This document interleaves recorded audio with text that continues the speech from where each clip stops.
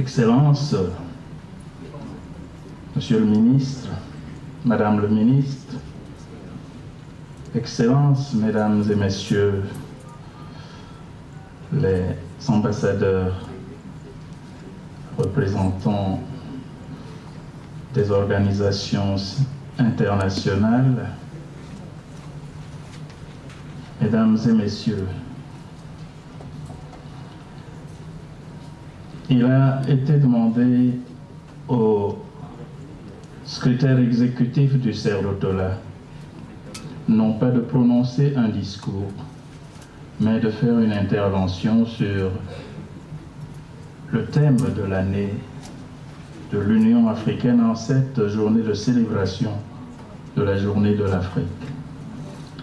Vous comprendrez donc que je ne sacrifie pas aux usages des discours, mais que j'aille tout droit à l'essentiel de ce qui nous est demandé. Et j'ai voulu, prenant la parole, en notre qualité d'ambassadeur des cultures et des patrimoines et des langues d'Afrique,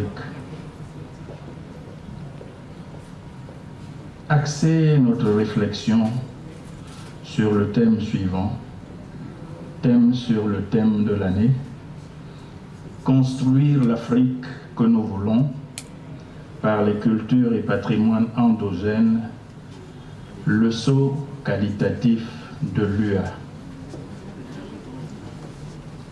Construire l'Afrique que nous voulons par les cultures et patrimoines endogènes, le saut qualitatif de l'UA. Monsieur le ministre, Monsieur le représentant de l'Union africaine, l'Union africaine, l'UA, est probablement au monde l'entité continentale la plus critiquée, et souvent à raison.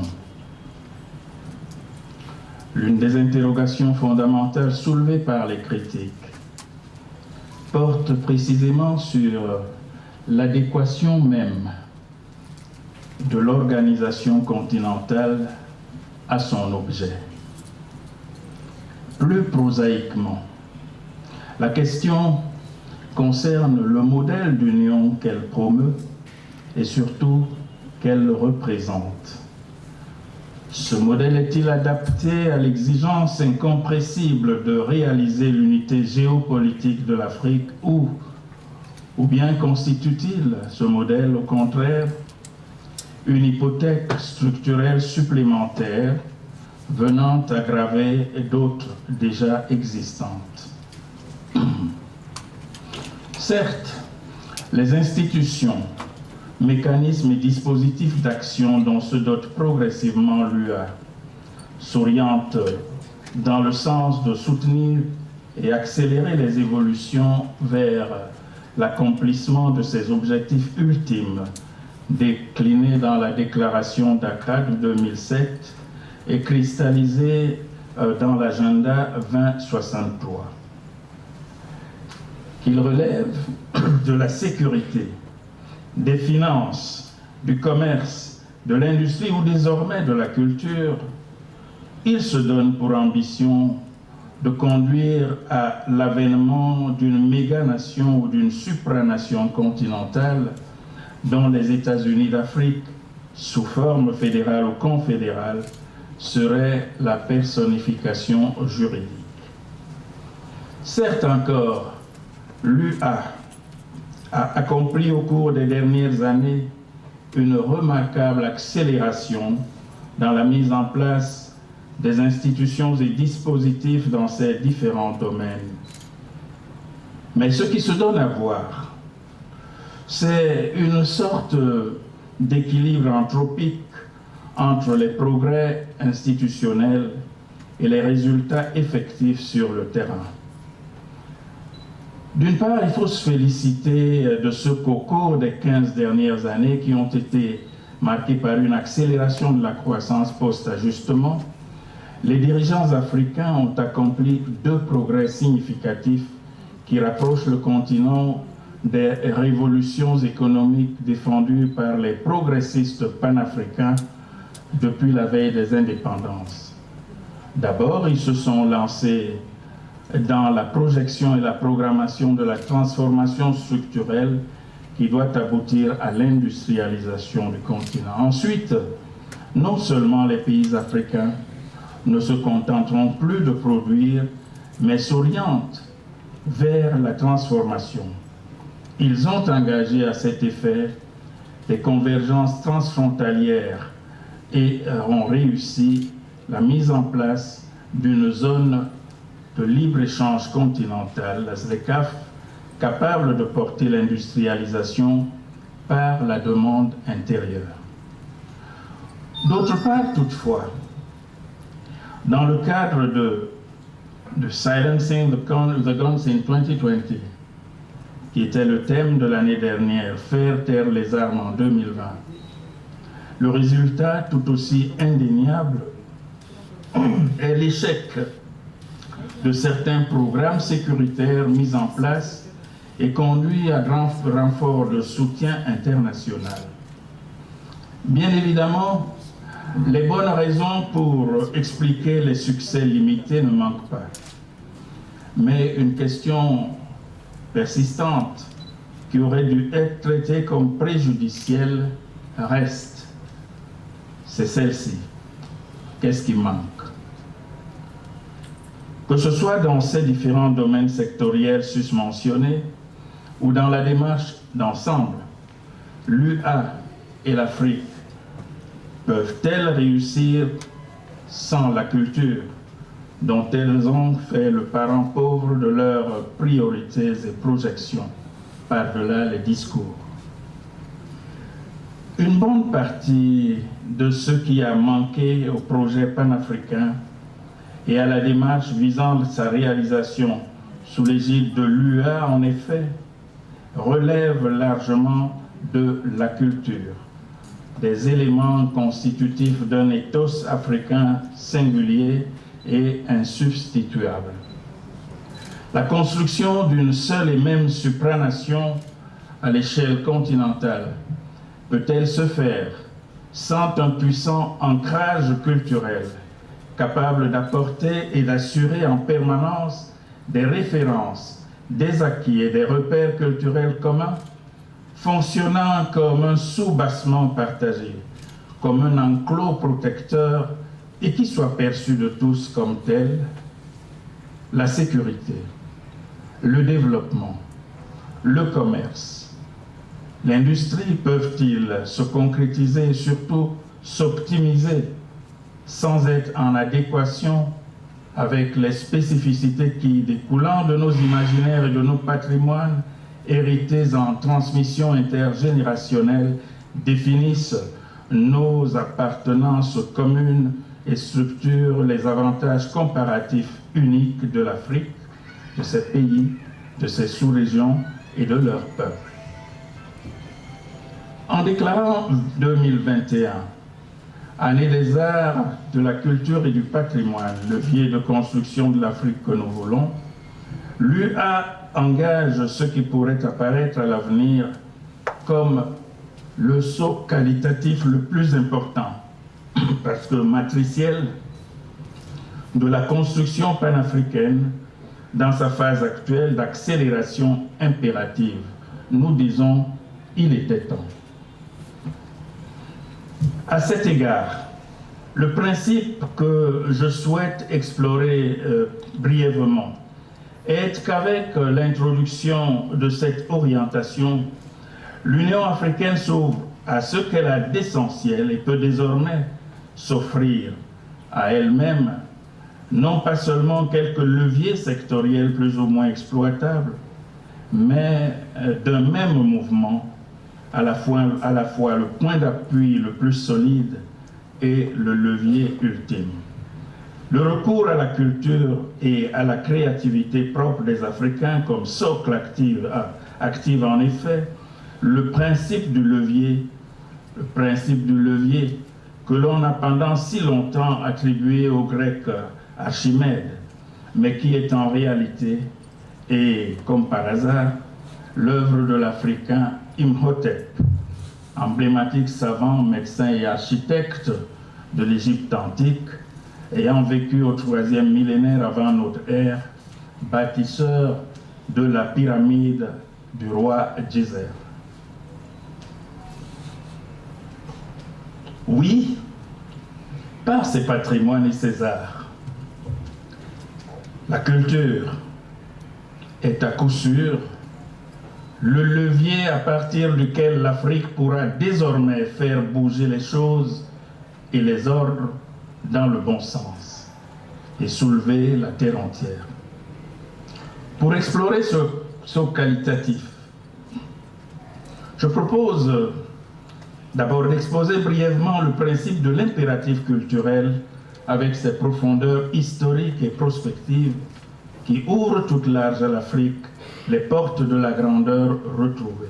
Ensuite, je vais présenter les réquisites de continuité au-delà de 2021, de 2021, du travail d'orientation et de réorientation par la culture de la marche vers l'Afrique que nous voulons, afin d'activer effectivement les leviers sectoriels qui illustrent la pertinence et le potentiel de maximisation des résultats de la démarche adoptée aujourd'hui par l'UA.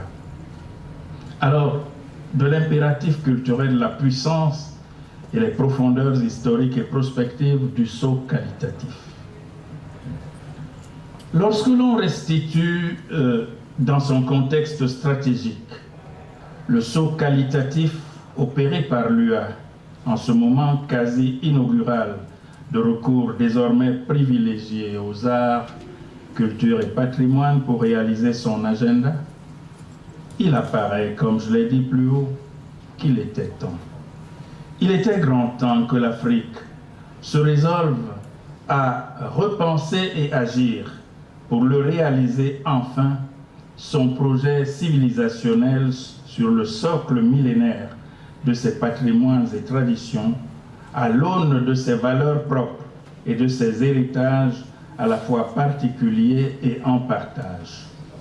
L'agenda 2063, l'Afrique que nous voulons, n'est compréhensible, n'est réalisable et n'est optimisable que s'il est compris comme la formulation confirmative d'un projet de civilisation. En tant que tel, il impose que les efforts visant sa réalisation ne peuvent en aucun cas se soustraire à la triple obligation de rigueur, de cohérence et de responsabilité qui oblige les hommes et les femmes du continent à s'inscrire dans les relations intercivilisationnelles qui ont une double déclinaison simultanée. Il s'agit d'un côté de la dimension agonistique, les chocs des civilisations qui peuvent conduire, voire conduisent tous les jours, sous une forme ou une autre, au conflit ou qui impliquent au moins de la compétition. D'autre part, il y a la vision irénique de la coopération et du dialogue des civilisations. Une vision qui, à notre sens, ouvre des possibilités d'agencement intelligent de la compétition et de la coopération qui ont été utilement conceptualisées sous le terme de coopétition. Mais pour en arriver à la coopétition intercivilisationnelle que vise le projet panafricain et son impense irénique, l'UA va devoir assumer la volonté de puissance, assumer la volonté de puissance et l'exercice effectif de construction de la puissance qui ont des exigences impitoyables. C'est ce que signifie construire l'Afrique que nous voulons, qui tienne une place honorable dans le monde, car la production des valeurs matérielles et spirituelles, ainsi que la contribution en bonne place à la conception et à la mise en œuvre des idéaux et principes régulateurs des affaires internationales, de la condition globale et de la vie soutenable sur la planète, sont l'apanage des puissances et donc, in fine, des États et des civilisations qui peuvent s'affirmer comme telles, comme puissances. La construction de l'Afrique que nous voulons étant celle d'un État-civilisation, Le saut qualitatif mobilisé et à mobiliser par l'UA au travers du thème de l'année 2021 conduit à la question spécifique de l'identité, de l'originalité, de la spécificité, voire de la singularité, question par excellence de la culture qui distingue pour mieux ouvrir la possibilité de rapprochement entre le semblable et le dissemblable, l'autre.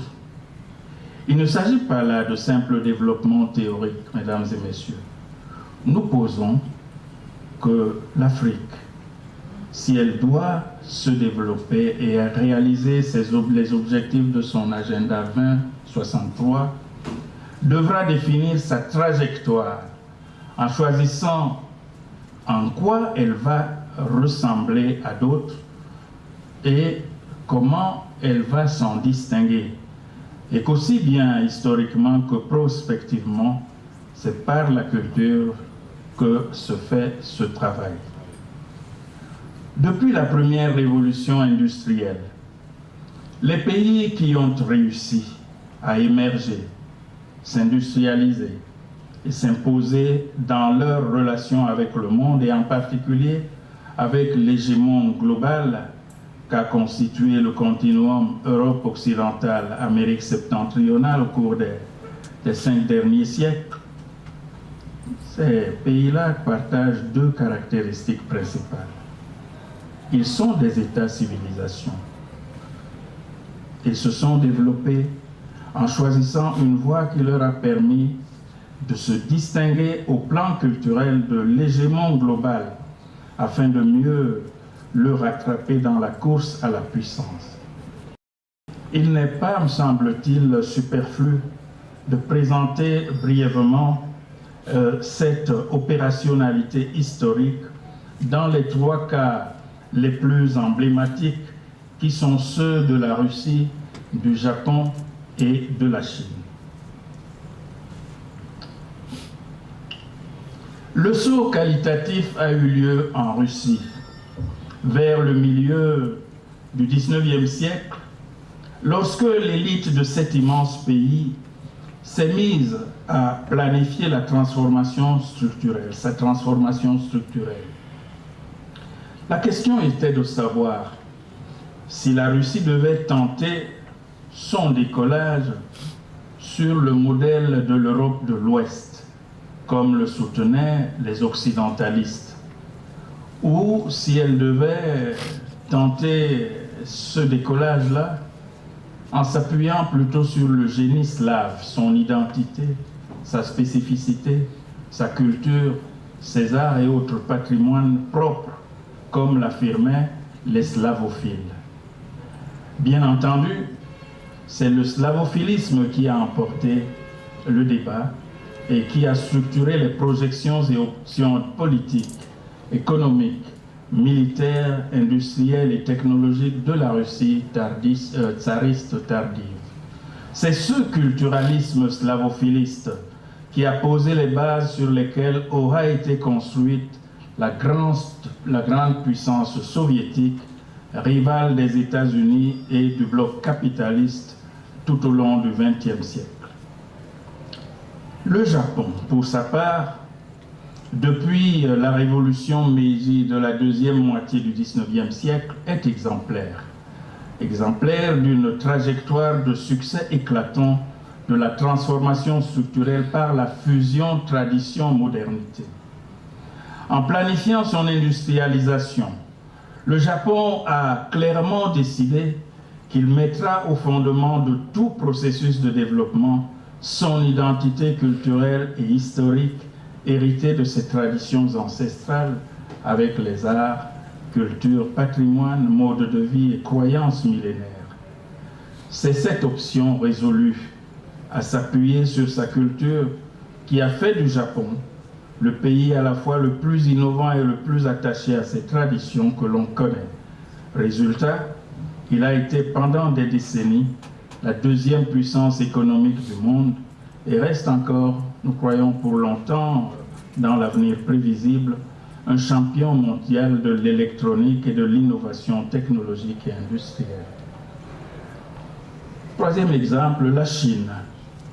Elle fait, elle aussi, la démonstration de la montée en puissance d'un État sur la base de son ancrage civilisationnel propre, avec ses arts, culture et patrimoine. Le modèle de développement qui projette irrésistiblement la Chine dans le rôle de première puissance mondiale au cours des prochaines décennies est autonomiste, il est endogéniste, même lorsqu'il emprunte à des méthodes, procédés et sources autres pour renforcer son efficacité. Solidement dirigé en top-down par l'adaptation du capitalisme aux exigences pratiques de l'héritage impérial et des concepts philosophiques hérités du confuciano-bouddhisme, liés à l'ordre social et aux expériences politico-économiques héritées du communisme, c'est une recombinaison syncrétique des emprunts sur la base de la culture endogène. Ce pragmatisme dans l'impulsion endogène et l'adoption translative des emprunts interpelle vivement les gouvernements africains en l'Union africaine qui, depuis le NEPAD et jusque-là, semblait n'avoir de référence que le dogmatisme ultralibéral du capitalisme tardif exigé par les forces du marché. Il ne s'agit bien évidemment pas pour l'Afrique d'imiter qui que ce soit, bien au contraire. Il s'agit de trouver sa voie propre, ce qui implique d'appliquer la loi historique de ce que nous appelons l'endogénisme émergentiste et qui est bien résumé dans ce proverbe africain « Nul ne s'est levé et imposé en s'essayant ou en dormant sur la natte des autres ». Cela signifie, dans une formulation qui renvoie à la profondeur prospective, cela signifie que le développement, la transformation structurelle, l'industrialisation, on y vient, l'émergence et la construction de la puissance de l'Afrique seront endogènes et culturellement soutenables à l'horizon prospectif de l'agenda 2063 et au-delà, ou ne seront pas. C'est cet ajustement conceptuel et praxéologique qui s'initie en l'année 2021 avec son thème afin de remédier aux errances qui ont consisté jusqu'ici à vouloir développer l'Afrique sans ses cultures propres, en se référant simplement aux héritages coloniaux et leurs succédanés, comme si l'Afrique était l'Europe ou la terre de ses colonisateurs. Systématiser le saut qualitatif, avons-nous dit, et actionner les leviers culturels de l'Afrique que nous voulons. Pour que le thème de l'année 2021 donne effectivement lieu à un saut qualitatif, et surtout pour que celui-ci puisse être systématisé, une condition doit être remplie. C'est la disqualification de la discontinuité temporelle qui est inscrite dans le thème et l'année calendaire. Oui, le travail de systématisation conceptuelle, théorique et institutionnelle, ainsi que de mise en œuvre à tous les niveaux, doit se poursuivre. Il doit s'accélérer même, pensons-nous, au-delà de l'année fiscale 2021, dont la moitié est déjà écoulée, vous le voyez bien, sans grandes actions.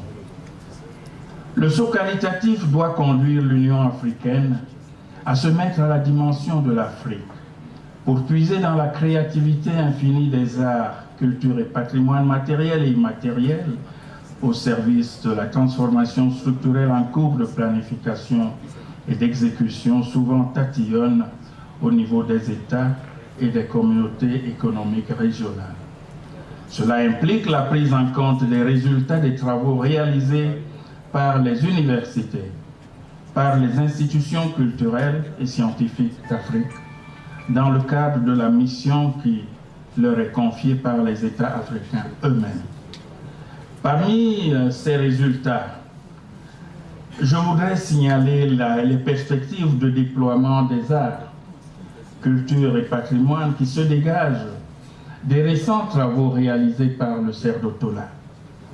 Ils ont abouti au concept central d'Indus-Tradition. Oui, je dis bien Indus-Tradition, qui convoque l'industrialisation des traditions africaines et l'industrialisation de l'Afrique par ces traditions.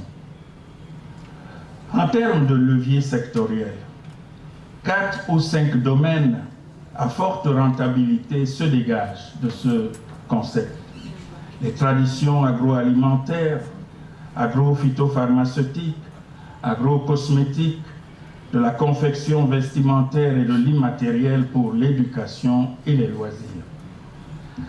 Par une simple mise à niveau technologique, l'exploitation de ces traditions est susceptible de multiplier par plusieurs facteurs la croissance de la production et de la productivité du travail africain dans ces secteurs en une seule décennie, je dis bien en une seule décennie, conduisant ainsi à la transformation structurelle d'ensemble en une seule génération.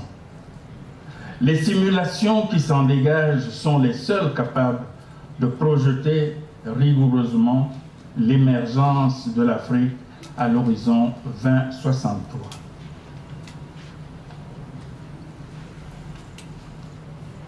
Dans le cas contraire, selon les calculs des bailleurs de fonds, l'Afrique subsaharienne devra attendre 2060 pour doubler seulement son PIB par habitant qui, comme vous le savez, était à moins de 2000 $ américains avant la crise de Covid-19. Avec ces projections du PIB par habitant à 4000 $ au début de la décennie 2060, l'Afrique n'a pas encore de stratégie de transformation structurelle dont on sait qu'elle aboutit plus sûrement en une génération. Autrement dit, l'agenda 2063 n'a de chance d'être réalisé que si l'Afrique puise dans sa créativité soutenue par les arts, culture, patrimoine et tradition pour relever les défis du développement. Mais le saut qualitatif implique, comme on l'a dit, une systématisation et une mise en œuvre dans la durée. La première étape est que l'UA et les pays africains s'appuient sur le thème de l'année 2021 pour cesser de considérer la culture comme un simple outil de mobilisation en faveur de l'unité nationale ou un sous-secteur de l'économie.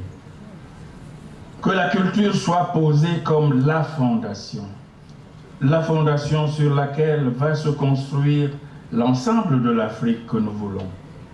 Le saut qualitatif sera effectif et optimal lorsque l'héritage culturel sera posé à la base de la nouvelle économie, de la nouvelle Afrique économique, sociale, éducationnelle, sécuritaire, spirituelle, scientifique et technologique. C'est alors que les sources et ressources de la croissance et de la créativité, de l'innovation, qui sont tapies dans nos imaginaires et réprimées par l'économie formelle et les relations de pouvoir appauvrissantes, vont libérer leur potentiel et faire advenir en Afrique un développement capable de surprendre le monde. En guise de conclusion, j'aimerais attirer notre attention, mesdames et messieurs, sur des évolutions récentes qui sont notre dernier avertissement.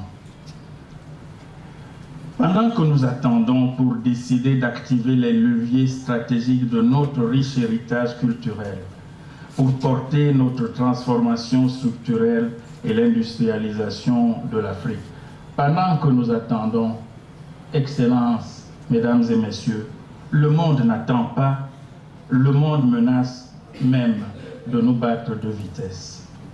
D'autres pays, en effet, parmi nos partenaires, même les plus progressistes, sont en train de s'organiser pour cueillir les formidables fruits de l'exploitation industrielle de nos traditions.